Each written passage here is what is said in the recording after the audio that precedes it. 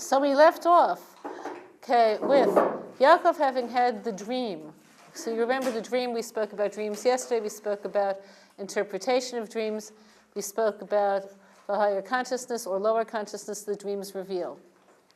So then something very unusual takes place in the text. God appears to Yaakov. He says, I'm going to guard you, I'm going to return you to this place. If you were Yaakov, what would you do next? What I would do if I was Yaakov is nothing. I would be very pleased that God gave me this promise. But what we find is that Yaakov sort of bargains with God. He says, and if you guard me, and if I'm safe, and if I have bread to eat, if I have a garment to wear, if I return to my father's house, I'll give tithings to you, 1/10 of everything I have. What's this if business? So I want to talk to you about trust, bargaining with God, and tithing. Okay? So people intuitively have to trust. Could you see where this is so? So even people say, I don't trust anyone, I don't believe in anyone, everyone trusts.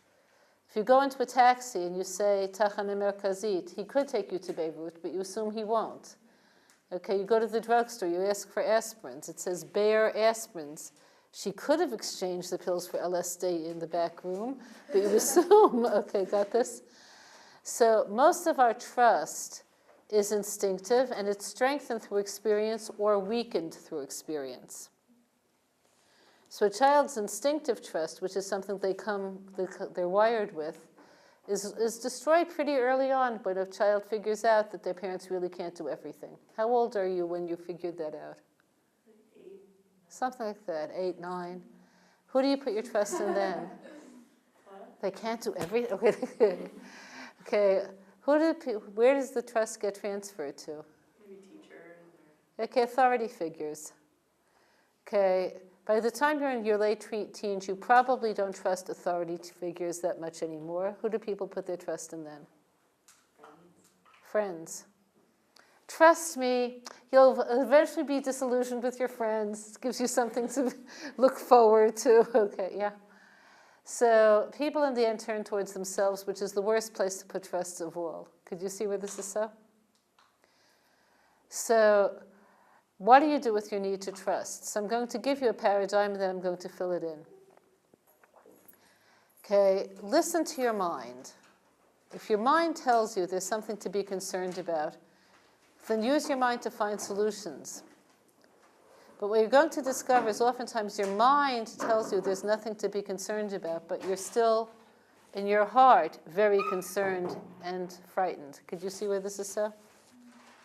Okay, so this is where trust in God comes in. Trust in God is not a substitute for hearing your own thoughts and examining your mind. Trust of God has two bases. One is the assumption that you're a creation, and therefore your life is purposeful, and therefore you're cared about.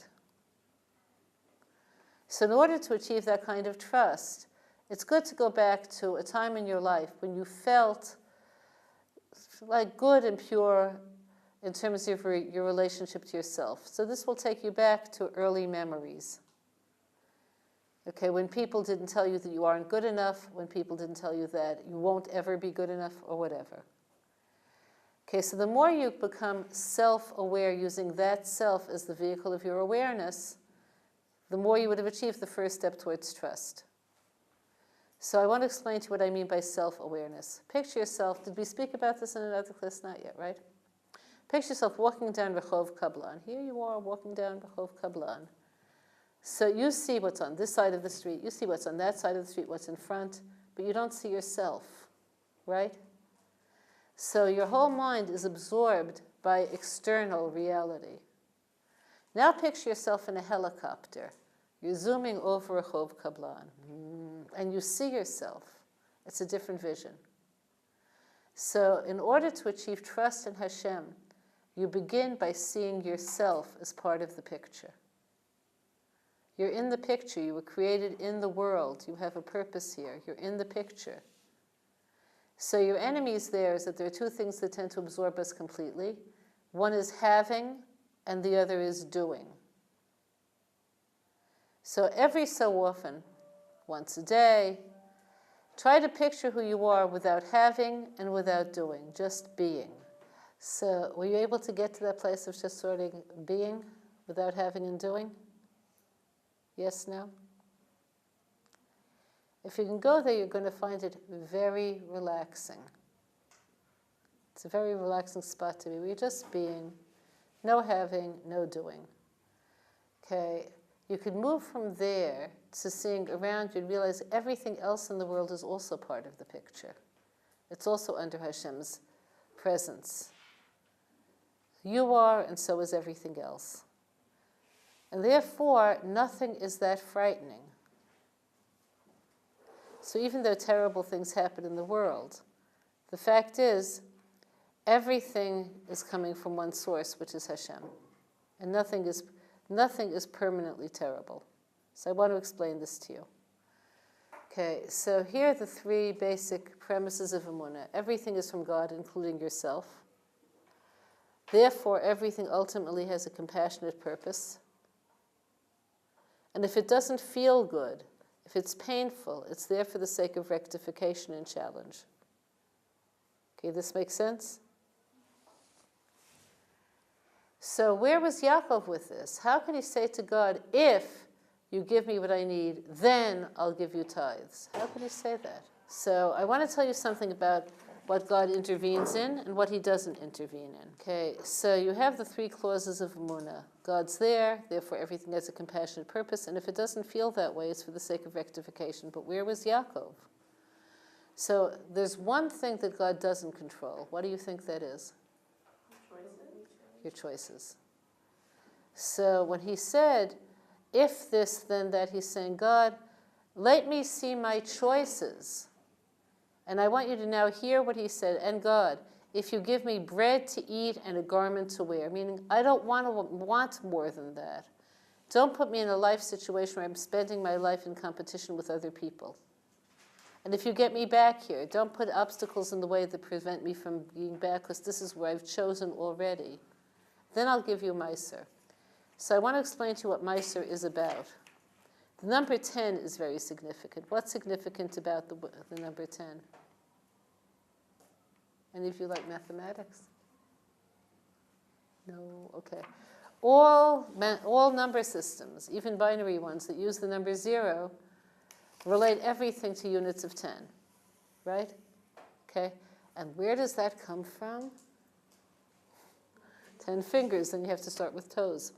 Okay, so 10 is a full unit. So the world was created with 10 statements. It's meant to be a unit that shows God's creativity. So there are 10 times, if you look in the Torah, let there be this, let there be that, you'll get 10 of them. Each one of them reveals a different dimension of who God is. You know more about God when you know that he made light than you would if you didn't know that. But then when you get into the other things, he made animals, people, everything. It gives you more and more information. Okay, yeah? So the number 10 is what symbolizes wholeness. So the idea of giving Meiser is attributing wholeness only to God. I could work, I could earn, I could create, I could draw, I could paint, I could roller skate, I could do a lot of things. But pulling it all together and giving it meaning, that's only God. So therefore, Yaakov says, I'm going to give you 1/10 of everything. So in contemporary life, the way we keep this is through giving 1/10 of our money to charity. So I want to run you through the basic laws of this, and then we'll go back to Yaakov. So the laws I want to tell you involve how much, to whom, and in what manner. So how much? It's 1/10 of your net, not gross, net earnings. Okay, clear? So the way net earnings are figured out in halacha is different than in secular law. Net earnings are the money you have after you deduct the money that you expended in earning the money that you have. So the net comes from income. Money is considered income when either you have a job that you have every intention of continuing to work in this job, you aren't given notice that you'll be fired, or income that you get from some other source that you expect to continue. So this is good for your fantasy life. Your wonderful stocks that you invested in when you were in your early teens now give you monthly dividends that you could live nicely on. That would also be considered income, except for the expense of going to the bank to take it out. Okay, clear? Okay, so that's income. If you have income like Neve girls have, which is right now you're not working, and it could be mommy and daddy aren't sending you an ample check every month. Okay, such things have happened. So you're considered to be a person who doesn't have steady income. So you don't have to give a tenth, but you do have to give some amount of money to charity. Okay, clear? Why do you think a person has to give some amount of money to charity even if they're not working? Even if they're a beggar, they have to give some amount. Hashem rewards you, and also you become a different person if you're a giver. It's bad for anyone to never be a giver. Okay, clear? Okay, next, to whom? So you have here what's called also in secular ethics the rule of access. So I want to explain this to you. Suppose, like this is a fantasy, Neve moves to Netanya, right on the sea, okay? So I'm walking to Neve in the morning from my condo with a view of the ocean, okay? And I notice like somebody is drowning. So I decide, oh, I should save them. Right, that's what you're supposed to do when somebody is drowning, okay? So I go in and save them, which, trust me, if I'm the one who's saving them, we'll probably both drown, but whatever. Okay, so I go in to save them successfully. Okay, do I have an obligation the next day to go walking up and down the ocean front to see if anybody is drowning? No. So that's called the law of access, which means if something comes to you and is within your access, you have a much greater moral obligation than something that's outside of your access. Okay, so if somebody in southern India is drowning off the Indian Ocean, I have no access to this and I have no moral obligation there. This makes sense to you? So the closer the access, the more obligation you have in charity. So if you have an actual family member who falls into poverty, your first obligation is to them. Your second obligation would be towards people in your actual physical area. If they're poor people who live in the area in which you live, your first obligation would be to them rather than people who live further away. As a Jew, your next obligation is to Israel, where all Jews are considered to have access. Okay, clear? So that's what access is. Okay, now when you're talking about giving money to institutions as opposed to individuals, hospitals, schools, whatever, yeah? As long as the institutions don't discriminate against the poor, you can give them charity money. If they do, you can't. You can give them your own money, but not money that's earmarked for charity. So an example of an institution that you can contribute to would be Neve, since, as you know, they're very generous. An institute that you can't give any money to would be, let me just think of where they're really nasty, would be Yale, where if they don't have the money coming in from some source, either from their donors or from your parents, they are not going to take you. Okay, clear? Okay, so that basically is telling you to who. Another rule concerning too is don't give all of your money to one individual or one cause, because each time you write a check or give money, you become more of a giver. So it's better to divide it up proportionately. And the proportion will be in accordance to access. Okay, clear? Giving money to causes that don't affect humans directly, like Greenpeace, Save the Whales, what? Yeah, like PETA. Yeah, PETA, all of that. You can give your own money to that, but so you could go without something, but the poor don't have to go without anything for the sake of non-humans. This is clear? So you don't give charity money to non-humans. Okay, you give your own money to non-humans. Okay, also within the frame of the law of access, as we said, obviously your money would go to Jews before they would go to non-Jews. Since Jews will give Jews, but non-Jews by and large don't give Jews. Okay, clear? Okay, next, how do you give? So there's a technical side to this, and then there's a personal side to it. The technical side is, as I told you, you have to be responsible and discriminating about charity money because it only goes so far, and there are really many people who need money. So you have to see that the person who you're giving the money to is actually going to give it to someone in need. Okay, clear? So some of the statistics of the larger charities are pretty appalling. So for instance, the March of Dimes, what percentage actually goes to research against, for 30% or something. not even 30%, 10%. Gosh. So this is not a smart charity to give to. You understand this? Now, they make a lot of money, so the fact is that research probably gains by the March of Dimes, because even if all they get is 10%, they're still getting money. But it's not the most intelligent way to give charity. So you should try to find out at least something about the charity you're giving to. So in the observant community, there are people who are called Gabai Tzedakah. Do you know what that means? People take responsibility for distributing tzedakah. So I'll give you an example. Rabbi Shalkovsky's wife, during her work career, she was a midwife in Shaarei Tzedek for over 50 years. So she saw a lot, people with children who were born with serious defects, who require constant medical care, very young mothers who don't have husbands, who are and what are they supposed to do now? She's 16 with her twins, she would see these sorts of things. So she distributes charity, and once she got the reputation as someone who distributes charity, obviously more people applied. And she checks out each thing extremely carefully. So she's trustworthy. So she's just an example of what a Gabai Tzedakah is. Is that just G-A-B-I? G-A-B-B-A-I. Okay? So the best way to give charity is to a Gabai, just in terms of efficiency. But here are other ways. Okay, so I'm going to take you from the worst way to the best way. Worst way, face to face, you and Tachanah Merkazit, resentfully, okay, and very little. Okay, so you give the man a half a shekel and say, why don't you get a job? Okay, here. Why is that better than nothing? Okay, you broke through your resistance to give. Obviously, you didn't want to give, so you broke through your resistance. That's better than not giving at all. And also, he got a half a shekel off this. Okay, clear? But giving, let's say, a 10 agorot piece isn't better than nothing. You know why? Because you can't buy anything at all with it. Giving somebody a coin that has so little value that you could buy absolutely nothing with it, not even a stick of gum, is insulting.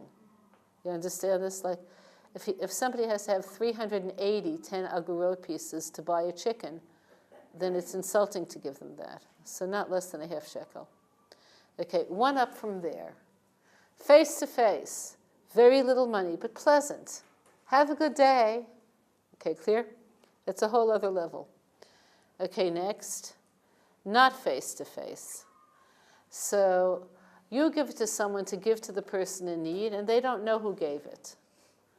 So an example of this would be there was a family that would invite Neve girls frequently. They liked going there. They were like nice people, cute little kids, but they clearly didn't have enough money. Like the way the food would be divided was always like the kids would get like the wings of the chickens, and the father would get like part of the leg, and the mother the other part, and the guests got all the rest. So they weren't like happy with this situation, even though they liked going there. So before Pesach, they decided, like girls came to you, like they invited us to the Seder. That's a lot of money, like matzah, wine, all of this. So they decided they wanted to give them money because they didn't want to embarrass them by just like handing them money. So I have an imaginative streak. So I made up a foundation. Okay, the foundation is called the Jerusalem Hospitality Foundation. Okay, I made up a board of directors, all of like that theoretically give out money once a year to families that invite students, okay, with whom they had no previous relationship, to their homes. Okay, so with a computer you could do anything, right?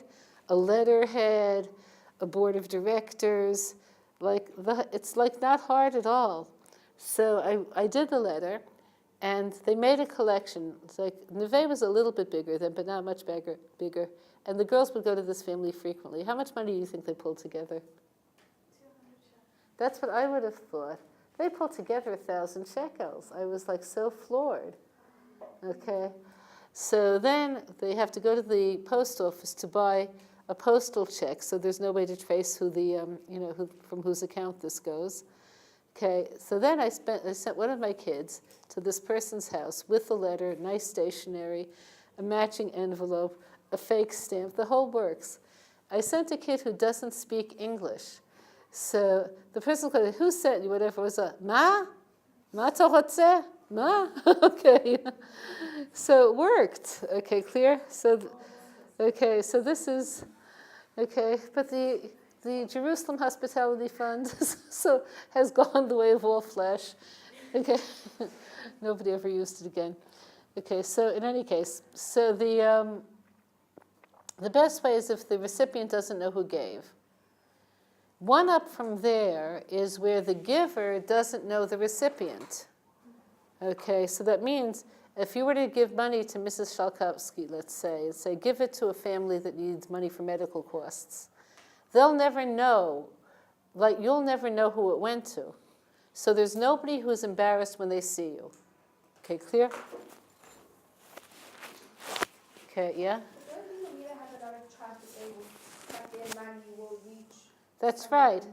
This is why I'm saying you have to know the Gabbai Tzedakah. You absolutely do. Otherwise, give directly. So giving through like these big public charities is not the most efficient way to give. Okay, next, one up from there, there's even higher, when it's anonymous on both sides. You don't know exactly who gave, and they don't know who gave the money. So that means, like if you don't, let's say one day you come into really big money, right? Really big money, and you want to give like a huge charitable donation. You know how they have like whole wings of a hospital dedicated to someone? It's a much higher level if it doesn't say your name there at all, if it's completely anonymous. When Israel was younger and they were like really desperate for money, once I was in Shaarei Tzedek, they actually had this. I was lying in bed and there's like a ceiling fan. Each blade had another dedication. It was like, like the Joe Cohen Memorial Blade. I mean, like, whatever. Okay, so like you don't need to do this. Clear? Now there's an exception here. Sometimes if people know that you gave money to a charitable cause, they know it's legitimate. And that will inspire them to give. Okay, clear? So if the cause will suffer if you don't give publicly, then give publicly. There was a very wealthy man who was a big donor to like most of the religious charities here, to Eish HaTorah, to Neve. So I once was at the Eish HaTorah fundraiser dinner. They make one every year. And he was the guest of honor.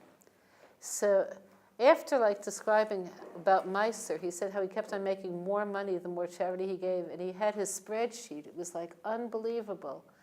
He had his spreadsheet from like the late 70s showing that if every year where he gave a tenth, he would make back 100%. It was just like, it was a crazy thing to see. But then after he finished speaking, and there was like music and entertainment, he was working the tables. You should have seen him.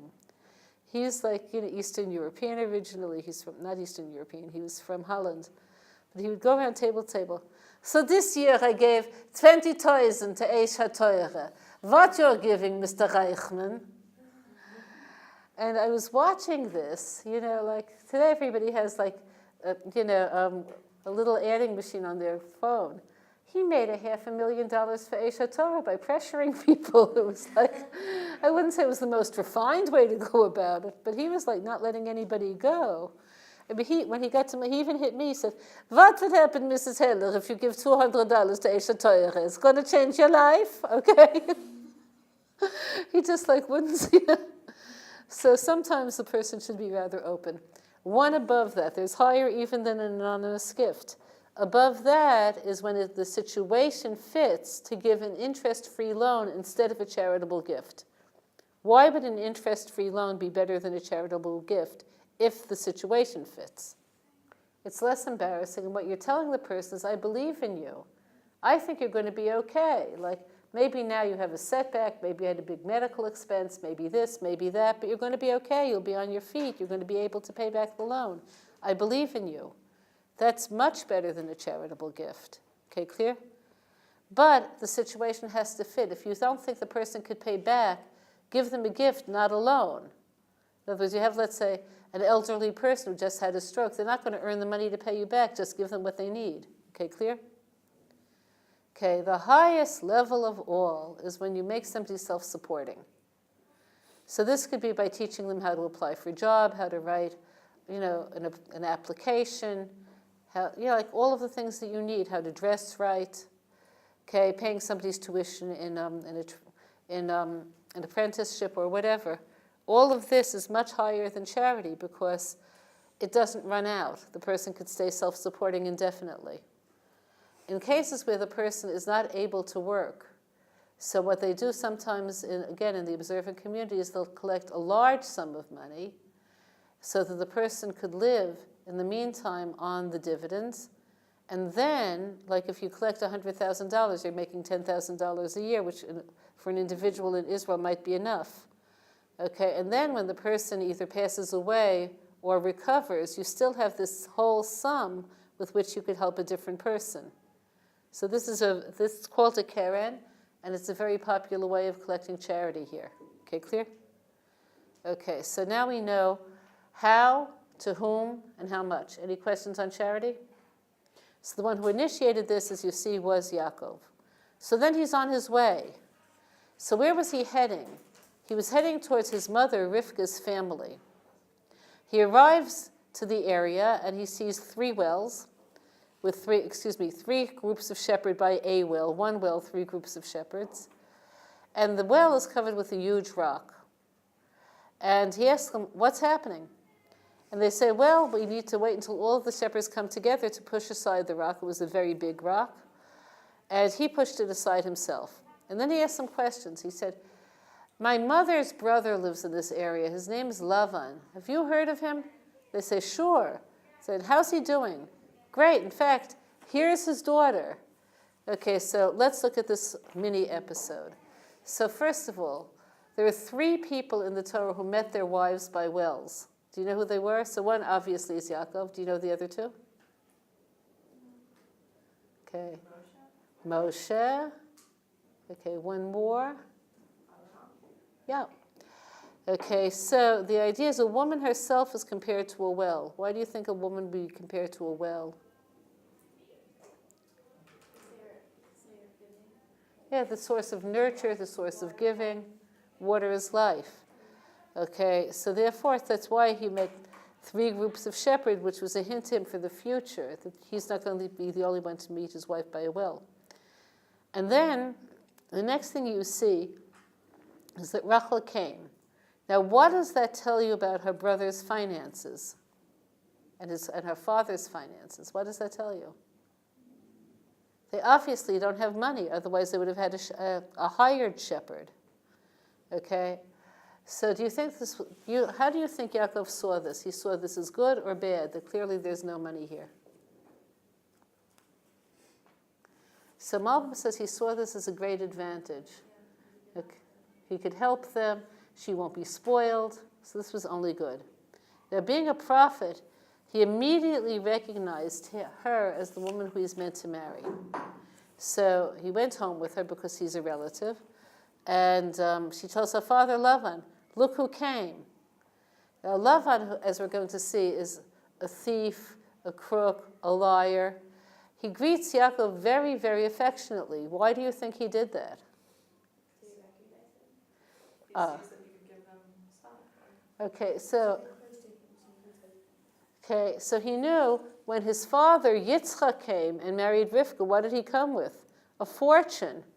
So to him, this is like good luck day.